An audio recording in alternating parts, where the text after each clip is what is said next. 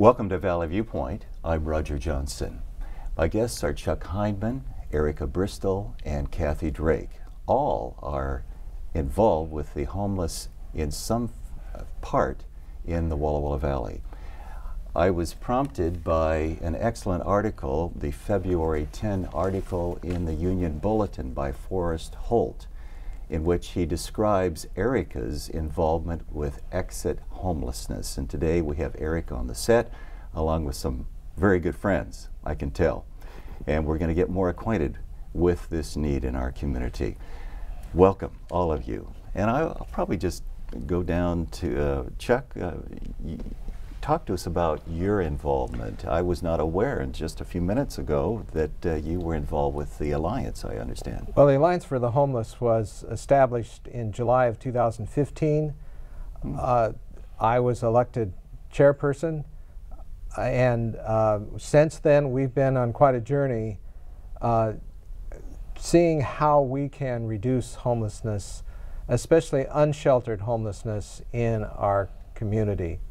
We were seeing people on the street, we were seeing people kicked out from one place to another and not know where to go.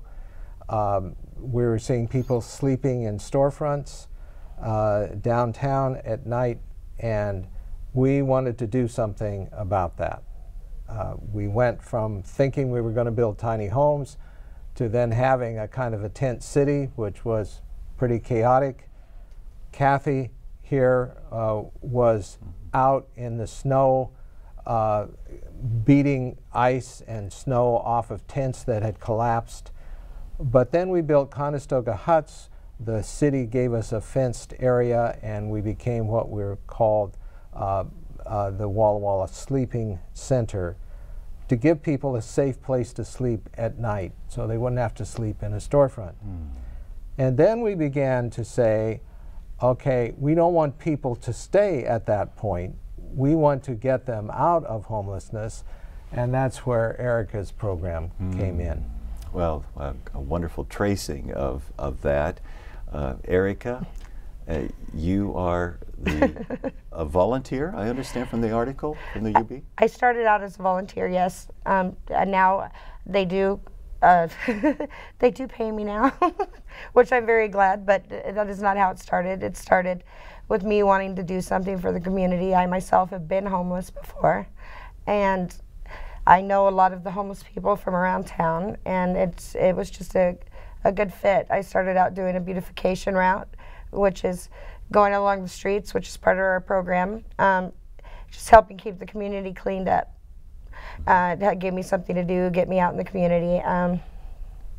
Now, the article by Forrest Holt indicated that there was quite a bit of anxiety at the beginning in your getting out into the community, even.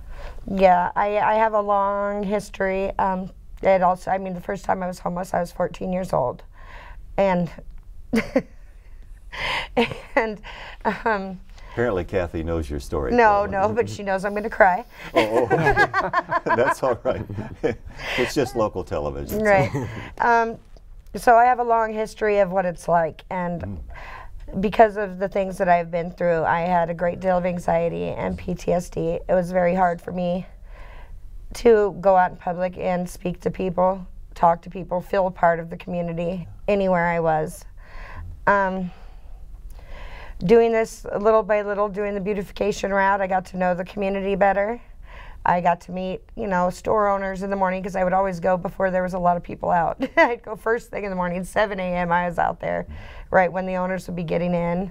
It made me feel more normalized, like I had a hand in things, which led to me speaking with another volunteer and getting me into the office. They needed some help, and I had nothing better to do. Yeah. So I volunteered, and it's worked out really well. It's come a long way. It has. When I first started there, we didn't have very many clients. They had some rules that just were ridiculous. I mean, not ridiculous, but they just were never going to work for the homeless community. The people, a lot of them are going through, they're trying to recover from drug addiction. A lot of them have mental illnesses. A lot of them have the PTSD and a history to where they're not going to go somewhere and sit for 6 hours a day and just be there in a room. It's just not feasible. And so we had a meeting and we all discussed it, and they said they would try it my way, where we just had some check-ins. They come in the morning, you know, they check in, and then I send them off to do things rather than sitting in a room all day getting nothing accomplished. You know, I get them out and they get to, they go to comprehensive mental health services. I get them out to BMAC, get them out looking for places and jobs. We help with resumes. We just did one today for a young man who's already got a bunch turned in. We started it yesterday. He went out and turned in 3, and he's already got a call back. So it's just, they needed to do more than just sit there in the office and watch videos. And so since then, I think when I started, we had 26 clients, and now we're up to 71 as of today. So, and that just shows you how many homeless there are in our community. And that story of we had a lot to learn, and in finding people like Erica and meeting together and talking about, that's really very much a part of our story. You have to find your community, and then you have to find out what's going to work here. How are we going to accomplish what we need accomplished, you know? And that's one of the things working with the homeless is there is no playbook. There are no right and wrong ways to do it. What works for one will totally turn off that other person or whatever. And it's a very fluid, anything we do is really fluid. And, you know, things work for in the winter and they don't work in the summer, you know. And so yeah, it's getting people like Erica involved in something as important as the exit program is huge for everyone. It's huge for us volunteers, it's huge for the homeless people themselves and the community. Is, you know, she's able to connect on a different level than I am. And then, you know, that helps them take that extra step that gets them out of being at the sleep center. Share your story about how you have, in the providence of your life, been into the area of the sleep center. I went to a tiny homes meeting.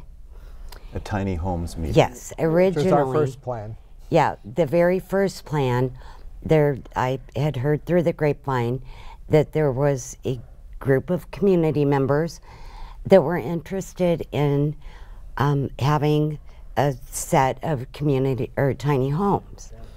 And I thought that would be great. You know, our homeless people need a place to be. Oh, yes. And that was, what, 2015, right? 2016. 16. And then during that time, I had heard about Dan Clark helping to set up some people in tents. So then the next day I went to check out Tent City at that time, and there were like 5 people there. And here we are now, today. So yeah, I went to a meeting, saw the need, and it just sort of morphed into this. Now, Erica has a homeless background. Now, Kathy, is there anything about your background that has brought you to this point where you're willing to speak and be here on the set and talk about this issue? Personally, no. The need is there, and I saw that and was just drawn to it. My husband and I and our family have a tendency to take people in anyhow. And to be able to be active and proactive at this point in time is so awesome. You know, to be able to have people that are homeless in a safe location where they have a chance to get out of that. Because back even at Tent City, they didn't have a chance. You know, you don't have... There was no exit, so to speak. Right. They're- they were in survival mode. Yeah. Survival mode. It's very much that way. Yeah, and that's the whole point. I mean, that's what I loved about when I heard about the program and I got involved.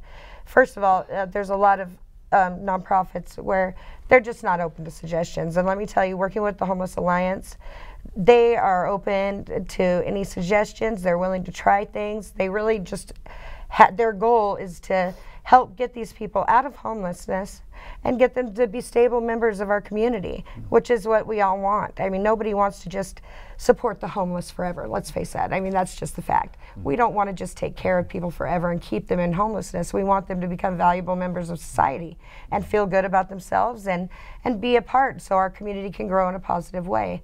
And that's what we're trying to do. And the Alliance is so open and helpful and just willing to try things that it's a very new experience with a nonprofit. It's something that a lot of them don't have. So I'm very lucky to be part of it. It sounds like an affirmation for you, Chuck, and Well, as president. I want you to notice what Kathy said, because so many people, when they think of those homeless people, react in fear. Now you'll notice that Kathy is a weightlifter and has a black belt in karate, right? You know, I actually haven't covered that area yet. Yeah, We'll I mean, be in the second half of the program. We'll hear about that. I'm older than most of the people there. We have not felt in danger. We've felt need, and as we've responded, people act out, and there's issues that we have to deal with, but they, I think, sense the respect that we have and the concern we have, and we're always dealing with things, and you don't have to be trained in order to have compassion. And they're absolutely not, they're not dangerous. I mean, people that have homes are just as dangerous as people that don't. I am there every day from 9 to 11 with men, women, sometimes just men. I never am in fear of anything. Really, all they want is understanding, and they need a helping hand. Sometimes they need you to hold their hand through the whole process. They're really just vulnerable individuals in a horrible position. We'll take a break and we'll talk about those horrible positions and how Exit Homelessness and the Alliance have worked items out so that there is some hope. We'll be right back talking about homelessness in Walla Walla.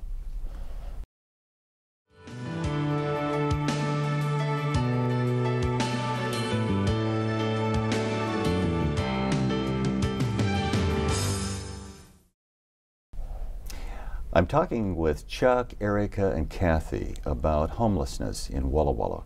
Each of them have experiences, personal experiences, as well as organizational experiences that have been very valuable. On the first half, we'll talk about, Erica, I'd like to start with you. This article in the UB, I felt had some fascinating incentives. There were two that jumped out at me on the February 10th issue. Something called a shower. Yes. How do they qualify for a shower? All they have to do is come in, and we do an intake, basically a questionnaire. It's very invasive. I tell them right up front. It's very invasive. Yes, I tell them. I said, I'm going to ask you very invasive questions. You have the right not to answer me, but I'm going to ask you anyway. How many of these clients that come know about you? That you can do that and say, I'm going to ask you invasive questions, and they take it from you. Do they know about your homelessness? Most of them do not, no. Really? No, I think it's just, I'm a very friendly, open person, and I say it in a joking manner. They understand, I've been there, that I understand, and they know I'm not judging them. They feel that understanding. Correct. Coming through. They do. And so you ask them these invasive questions, and they're really here for a shower. Yeah, and that's what they want to do, and it starts out that way. They're like, and I'll ask them, I say, well, what is it that we can do for you? And they say, I need a shower. And I'm like, okay, well, we'll start there. So, once they fill out the questionnaires and we ask them all the questions, and I hand them a basket with some soap and shampoo, which we always need if anybody ever wants to donate. And we get them in there, and they get showered, and then they come back and they say thank you. They're so grateful, and they have a cup of coffee, and that's my chance to talk to them a little more, get to know them. And I think a lot of that is right there the key, getting them comfortable and getting to know them, their story, and them knowing that I'm listening and paying attention, and not just trying to get them in and out and have them fill out a questionnaire so we have it for statistics and, you know, like a lot of places do. And they get comfortable with me, and that's when I get the full story. Because a part of our questionnaire is, do you have a drug habit? Do you have drug addiction problems? Or do you need mental health help? And my line is, do you have mental health help or a drug addiction that you're willing to tell me about at this point? You know, because who's going to say yes to that right off the bat to a stranger? Nobody. And so part of getting to know them a little better and getting them comfortable, it comes out in the wash, you know. So I'm very curious about how you found the shower location. Oh, there's got to be a story. Well, why I found you in the basement of City Hall, but correct. I read about showers. How did that work out? Well, they're currently located where the police department used to be, and the police department had showers. Oh, okay. And Dan Clark, whose wife is our mayor,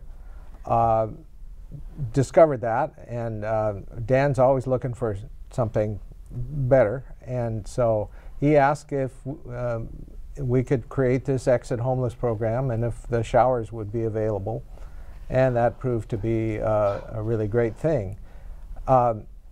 The Alliance also has a shower ministry at Pioneer Methodist Church on Mondays, and we have ordered and will be purchasing a shower trailer that can go from place to place around the community. And we will have showers when we relocate the current sleeping center to another site where the city is bringing in portable classrooms that were surplus from Milton Freewater, and the Alliance will be raising money and providing labor to put showers and more toilets and sinks and those kind of things in those areas. I remember when we first announced that to clients at the sleep center, and one of the guys said, "Oh, now I can go get a job." Because you smell well, decent, huh? Yeah, or try to go to the library, which is one of the few places you can stay warm in the winter. Nobody wants to be around stinky people. Yeah. And yeah, they can't ride the bus in the summer quite often. Serious? Yeah. Yeah. What, are you serious? Yes, because it's so offensive, or can be offensive. And I've been on the bus with some people that haven't had showers, and trust me, you want them to have showers. I mean, in that small little bus area, I've almost gotten sick at times, and it's not the person's fault. There's just nowhere for them to take it. You know. If you offer someone a shower, there's a term that has to do with raising sheep. That sheep get their wool gets dirty and wet, and they become downcast, so they literally can't stand up anymore. We have people that come into the showers and they're downcast, and they go into the shower and they come out a different transformed person. They do. I mean, imagine. It's so awesome. Imagine any of us not having a shower we've all been camping and gone without a shower for a week. What do we do when we get home? We hop in the shower. We fight. You know, over and the they shower. don't feel, it gets to the point where they don't even feel human. They don't even like to look at me when they first come in that way. They don't want to look at me in the eyes. And some of them, they take showers and they are so grateful and they're so happy, and you see a smile on their face. They're looking you in the eyes. And right now, it's winter time, or it's not supposed to be, but it's winter. And if you've slept in 20 degrees or 30 degrees or even in shelter, and you're cold, and someone offers you a warm shower, there's a reason that we're getting such good response at the Exit Homeless program. It's a wonderful thing. Another asset that your Exit Homelessness offers, and I hadn't thought of this, it's an address. Yes, yes. It's hard. You can't get services from the Housing Authority. You can't get services from BMAC, from DSHS. You can't get help from anywhere without an address for them to send things to. You can't get job responses, even if it's a turn down for a job you put in, if you don't have an address. I mean, imagine going to a job and being like, I'm homeless, I have no address. They're not going to give you a job. And so we do have the mailbox program, which Dan Clark also came up with. He has so many great ideas, so many ideas that there's just not room to get them all up and going, or money enough. But he is our idea man I by knew we far. could talk Or about people. him. Since he's not here, we can talk about him. Yeah. Sometimes we really like him. Sometimes, other times he's just a handful. Yeah. Well, he was mentioned in the article, so we can talk about him. He's gone got a public great at heart, least. good ideas. Yes. But we have people that sign up for housing, and their name goes to the top of the list. And the only way that agencies will notify someone that they're at the top of the list is to mail them a letter, because that's a formal communication. They may have general delivery, but we're constantly telling them, hey, you better check that at least every week. Otherwise, if they don't respond, they're off the list. So the address then is? We have mailboxes that they come in, they sign up, and we have a mailbox application if they need one. They fill it out and we assign them one of the boxes. They're located by the Christian Aid Center. I believe we have 16. Right now, we're discussing having to double up and get signatures from people saying it's okay to double up. We have more people with needs for mailboxes than we have mailboxes. I don't know the cost of all that. That's not my area. I don't know how hard it is to get more mailboxes, but we definitely need them because the mailboxes were donated by the post office at the time. They don't have more available, but they were donated at the time, and Christian Aid was very generous in letting us put them in the alley by the Christian Aid Center. That was an intriguing part of the article for the need for addresses. Kathy, I want to again talk about the sleep center and the changes, again reviewing for our community about what's happening in your world and the world of all of you, but yes. With regard to the Sleep move, center, or the just move, from and the what's beginning till current, now? From the beginning to now, what summarize for us again? Well, when at what is commonly referred to as Tent City, at the bottom of the golf course, the city was not able to help us in the way that we knew the people that were there every night knew it needed to be run. And that started really rough. And then over time, the city and the Alliance, we sat down and worked out, you know, what we felt could help the homeless succeed and not just continually be in a tent. The biggest thing are rules, enforceable rules. Enforceable. Yes, enforceable rules. The campers like that, that was one of the things that they really appreciate, is that if you're, you know, being loud and obnoxious or whatever, there's a consequence. You're not going to keep, you know, 39 other people awake because, you know, you're having an issue or whatever. So I think that's a big part of it, is, you know, the folks that come to the sleep center need and want a safe place to sleep. And without that, you're not going to even get up and go to exit. Well, it's a stability thing. I think just like children need rules and stability, they need them, whether they want them or not. They'll push them, but they need them, and we all do. We all need some kind of... Because of constraints of time, I'd like to spend this last minute again for community involvement with what you're doing and how to contact the website, how to get a hold of you, phone numbers, email. The easiest way to contact us is through the website. If you Google Walla Walla Alliance for the Homeless, or if you put in W2 for Walla Walla, W2 AH for Alliance for the Homeless, w2ah.org. There's contact information there, and we do respond.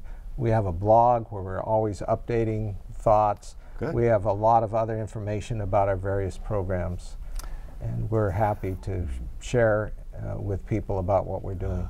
Well, we have to leave it there, but thank you very much, Chuck, Erica, and Kathy, for joining us today on Valley View Point. Thank you. Yeah, Thank thank you for you. having us. And thank you for joining us on Valley View Point. I'm Roger Johnson.